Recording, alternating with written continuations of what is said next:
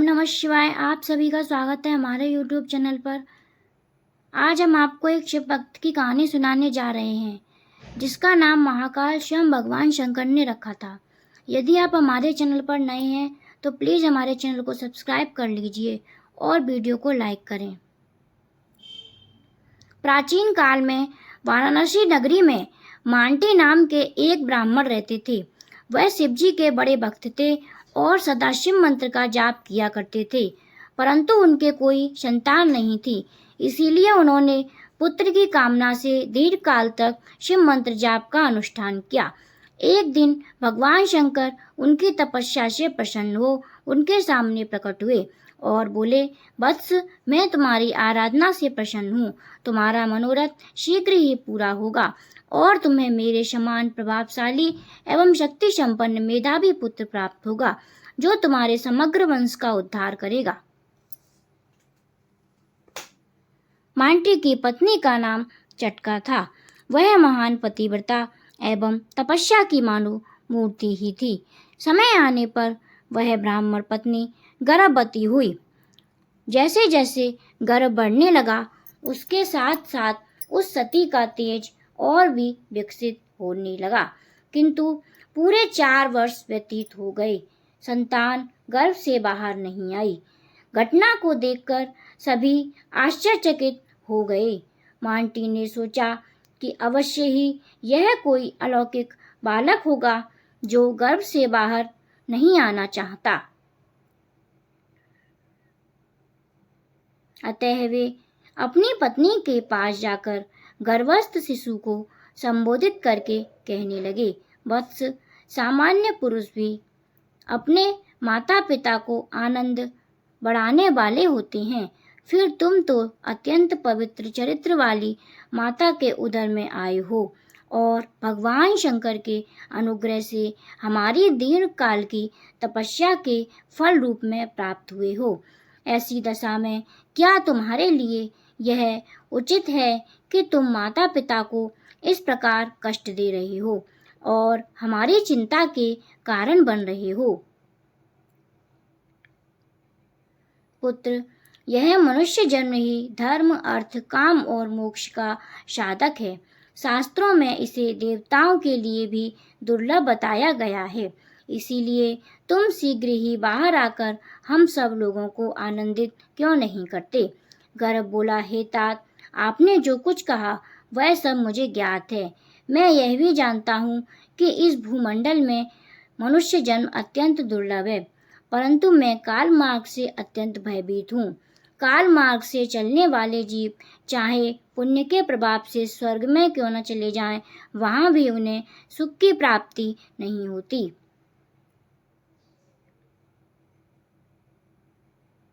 अतः आपको कोई ऐसा उपाय कर सकें जिससे मेरा मन नाना प्रकार के सांसारिक दोषों से लिप्त ना हो, तो मैं इस मनुष्य लोक में जन्म ले सकता हूँ।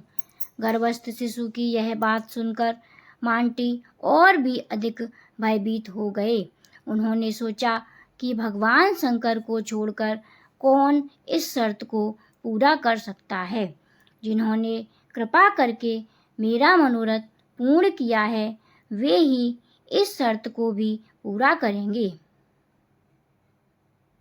यह सोचकर वे मन ही मन भगवान शंकर की शरण में गए और उनसे प्रार्थना की। मांटी की प्रार्थना भगवान आशुतोष ने सुन ली।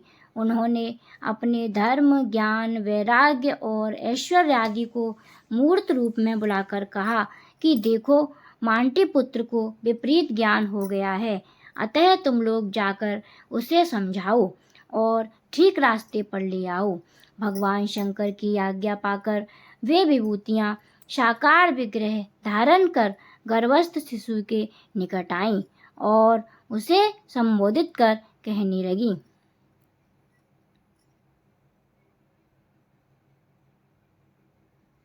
मांटी पुत्र, तुम किसी प्रकार का भय ना करो। भगवान शंकर की कृपा से हम धर्म, ज्ञान, वैराग्य और ऐश्वर्य कभी तुम्हारे मन का परित्याग नहीं करेंगे।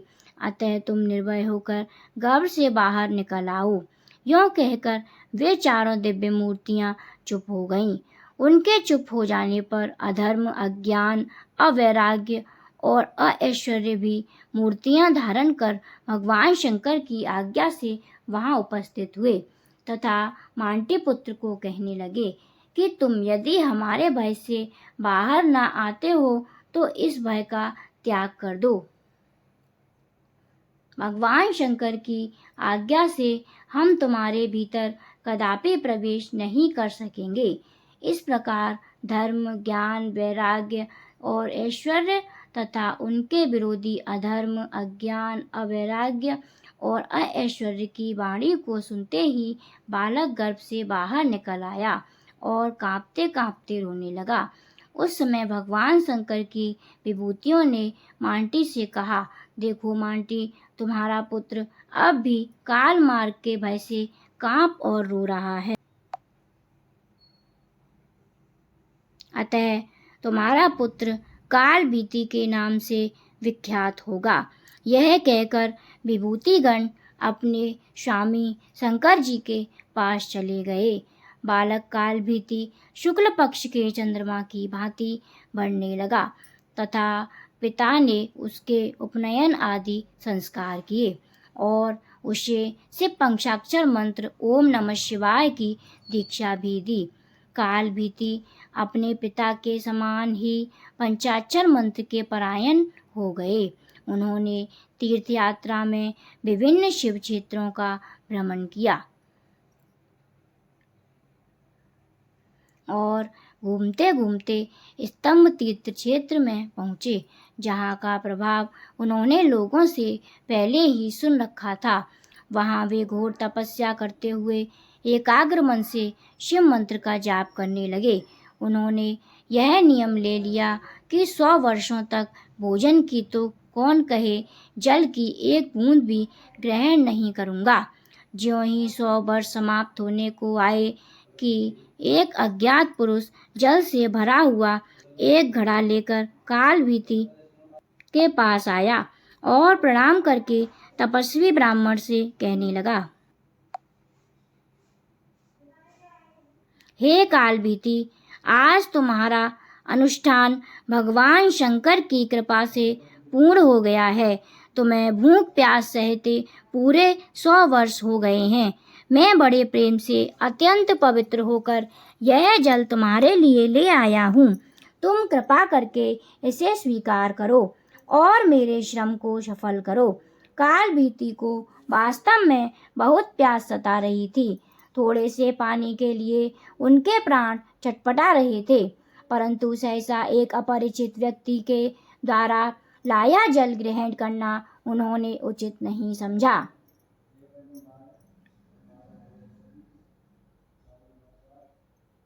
शंकापूर्ण नेत्रों से उस पुरुष की ओर देखकर इस प्रकार बोले, आप कौन हैं?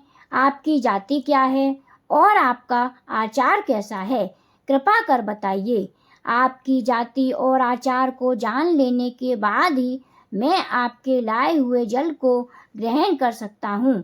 इस पर वह अपरिचित व्यक्ति बोला, तपोधन, मेरे माता पिता इस लोक में हैं या नहीं इसका भी मुझे पता नहीं है। उनके बारे में मैं कुछ भी नहीं जानता। मैं सदा इसी ढंग से रहता हूँ। मेरे किसी आचार विचार का पालन भी नहीं करता। इस पर काल भीति बोले, ऐसी बात है तो मैं आपसे क्षमा चाहता हूँ। मैं आपके जल को ग्रहण नहीं कर सकता।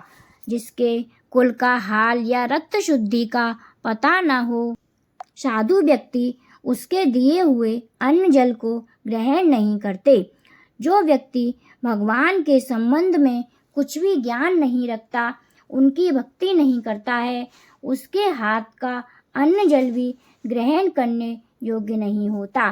परंतु यदि कोई मनुष्य शिव भक्त भी है, परंतु उसकी जाति और आचार भ्रष्ट हो, तो उसका अन्न भी नहीं खाया जाता। काल भीति के इन वचनों को सुनकर वह मनुष्य हंसने लगा और बोला, अरे तपस्वी, तुम परम तप और ज्ञान से संपन्न होने पर भी मुझे नितांत मूर्ख जान पड़ते हो। तुम्हारी इस बात को सुनकर मुझे हंसी आती है। अरे नादान, क्या तुम नहीं जानते कि भगवान शिव सभी भूतों में समान रूप से निवास करते हैं। ऐसी दशा में किसी को पवित्र और अपवित्र कहना उचित नहीं है। अपवित्र कहकर किसी को निंदा करना उसके अंदर रहने वाले भगवान शंकर की निंदा करना है। जिस पात्र में यह जल लाया गया है वह मिट्टी का बना हुआ है, वह भी ऐसी वैसी नहीं, आवे की आग से भली भांति तपाई हुई और फिर वह जल के द्वारा शुद्ध हो चुकी है। यदि कहो कि हमारे स्पर्श से यह जल अपवित्र हो गया है तो यह कहना भी ठीक नहीं है, क्योंकि तुम और हम दोनों ही इस मिट्टी के ही तो बने हैं और इस मिट्टी पर सदा रहते हैं। मेरे स्पर्श से यदि यह जल अपवित्र हो सकता है तो जिस जमीन पर मैं खड़ा हूँ वह जमीन भी मेरे स्पर्श से अपवित्र हो जानी चाहिए। तब तो तुम्हें भूमि को छोड़कर आकाश में विचरण करना होगा। इन सब बातों पर विचार करने से तुम्हारी उक्ति मुझे नितांत मूर्खतापूर्ण प्रतीत होती है। कालभीति ने कहा, अवश्य ही भगवान शिव का सभी भूतों में निवास है, परंतु इस बात को लेकर जो सब भूतों की व्यवहार में समानता रखता है वह अन्न आदि का परित्याग करके भस्म से उदर पूर्ति क्यों नहीं करता।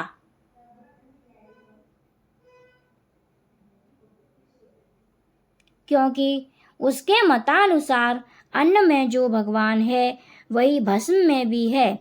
परमार्थ दृष्टि से सब कुछ शिव स्वरूप होने पर भी व्यवहार में भेद आवश्यक है। जो शास्त्र भगवान शिव की सत्ता सर्वत्र बतलाते हैं वही व्यवहार में भेद का भी विधान करते हैं। आप जो यह कहते हैं कि भगवान शिव सभी भूतों में स्थित हैं वह ठीक है।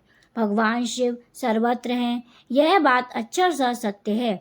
फिर भी व्यक्ति भेद से उनकी सत्ता में भी भेद कहा जा सकता है। इसके लिए मैं आपको एक दृष्टांत देता हूँ। यद्यपि सभी सोने के गहने स्वर्ण नाम की एक ही धातु से बने हुए होते हैं, तब भी सबका सोना एक ही दाम का अथवा एक ही रंग का नहीं होता। उनमें से एक का सोना एकदम शुद्ध टकसाली होता है, दूसरे का उसकी अपेक्षा कुछ नीचे दर्जे का होता है और तीसरे का और भी निकृष्ट होता है। परंतु यह तो मानना ही पड़ेगा कि सभी स्वर्ण के गहनों में सोना मौजूद है। साथ ही यह भी स्वीकार करना होगा कि सभी गहनों का सोना एक सा नहीं है। इसी प्रकार भगवान शिव भी सब भूतों में हैं अवश्य, परंतु एक के अंदर उनका प्रकाश अत्यंत शुद्ध है, दूसरे के अंदर वह उतना शुद्ध नहीं है और तीसरे के अंदर वह और भी मलिन है। इस प्रकार समस्त पदार्थों में व्यवहार की दृष्टि से समता नहीं की जा सकती। इसीलिए मैं आपका यह जल ग्रहण नहीं कर सकता। इसके लिए आप मुझे क्षमा करें। तपस्वी के युक्ति युक्त भाषण को सुनकर वह अज्ञात मनुष्य चुप हो गया। उसने पैर के अंगूठे से बात की बात में एक बड़ा सा गड्ढा खोद डाला और उसमें उस मटके के जल को उड़ेल दिया।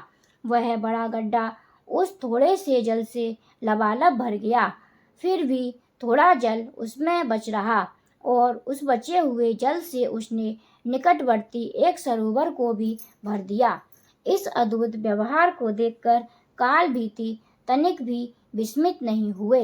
उन्होंने सोचा, भूत आदि की उपासना करने वाले बहुधा इस प्रकार की आश्चर्यजनक घटनाएं कर दिखाया करते हैं, परंतु इस प्रकार के आश्चर्य से श्रुति मार्ग में कोई विरोध नहीं आ सकता। भक्त कालभीति के दृढ़ निश्चय को देखकर वह अपरिचित व्यक्ति सहसा जोर से हंसता हुआ अंतर्धान हो गया।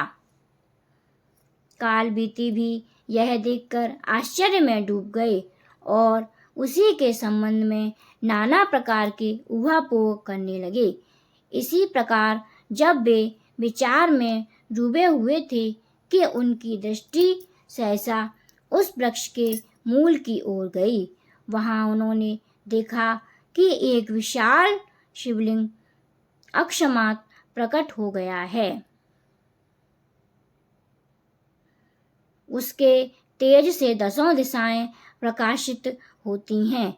देवराज इंद्र उसके ऊपर परिजात के पुष्पों की वर्षा कर रहे हैं तथा अन्य देवता एवं मुनिगण भी जय जयकार करते हुए नाना प्रकार से भगवान शंकर की स्तुति कर रहे हैं। कालभीति ने भी उस स्वयं प्रकट लिंग को प्रणाम किया और स्तुति की। भक्त श्रेष्ठ कालभीति की स्तुति को सुनकर भगवान शिव अत्यंत प्रसन्न हुए।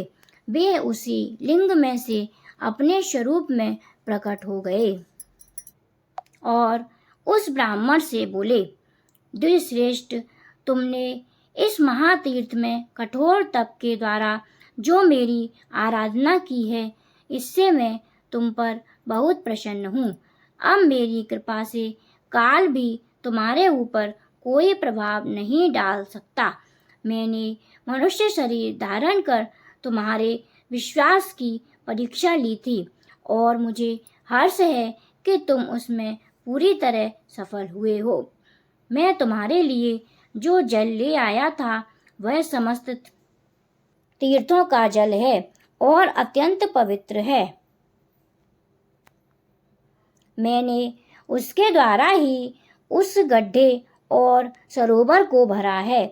अब तुम मुझसे अपना अभिलाषित वर मांगो।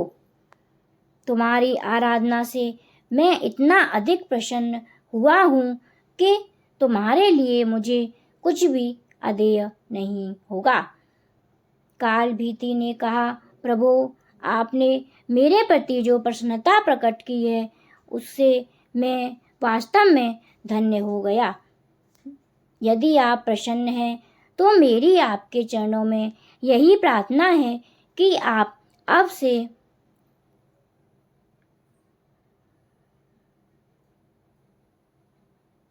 सदा इसी लिंग में विराजमान रहें, जिससे कि इस लिंग के प्रति जो कुछ पूजा अर्चना की जाए वह अक्षय फल देने वाली हो जाए।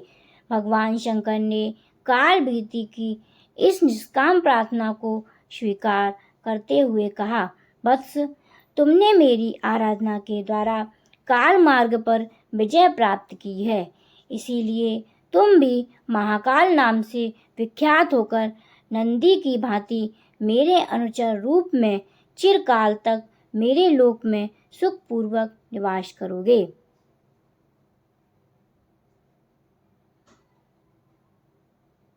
कुछ ही दिनों बाद इस स्थान पर कदम्ब नाम के राजर्षि तुमसे मिलने आएंगे। उन्हें धर्म का उपदेश देकर तुम मेरे लोक में चले आना। भगवान शिव यह कहकर उस लिंग के अंदर लीन हो गए। इसके बाद महाकाल भी आनंद पूर्वक उस स्थान में रहकर तपस्या करने लगे। कुछ दिनों बाद राजा कदम्ब महाकाल तीर्थ का महात्म्य और महाकाल के चरित्र की कथा सुनकर धर्म के संबंध में विशेष तत्व जानने के लिए इच्छा से वहां आए। महाकाल लिंग का दर्शन करके कदम्ब की आनंद की सीमा न रही।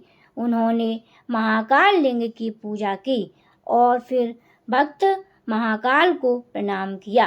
राजा को आते देखकर महाकाल को भगवान शंकर का वचन स्मरण हो आया और उन्होंने हास्य युक्त बंधन से राजा के सामने आकर उनका स्वागत किया। राजा कदम्ब ने भक्तवर महाकाल से कुशल प्रश्न के बाद कुछ धर्म विषय प्रश्न किए और महाकाल ने उन सब का उचित उत्तर देकर राजा का समाधान किया। इस प्रकार महाकाल विविध धर्मों का उपदेश कर ही रहे थे कि सहसा आकाश में बड़ा भारी शब्द हुआ। महाकाल ने उस ओर देखा तो वे क्या देखते हैं कि ब्रह्मा, विष्णु व माता भगवती के सहित स्वयं भगवान शंकर आ रहे हैं। महामती महाकाल ने भक्तिपूर्वक सबकी वंदना की और अनेक प्रकार से पूजा की। ब्रह्मा आदि देवी देवताओं ने महाकाल को उत्तम सिंहासन पर बैठाकर उसी महिसागर संगम क्षेत्र में उनका अभिषेक किया। देवी भगवती ने महाकाल को वात्सल्य भाव से आलिंगन कर गोद में उठाया और पुत्रवत प्राप्त करती हुई बोली, बस यह ब्रह्मांड जब तक रहेगा तब तक तुम शिव भक्ति के प्रभाव से शिवलोक में निवास करोगे। इस प्रकार भक्त श्रेष्ठ महाकाल अपने आराध्य देव के साथ शरीर शिवलोक को चले गए। यदि आपको हमारा वीडियो अच्छा लगा हो तो प्लीज़ लाइक करें। वीडियो को अंत तक देखने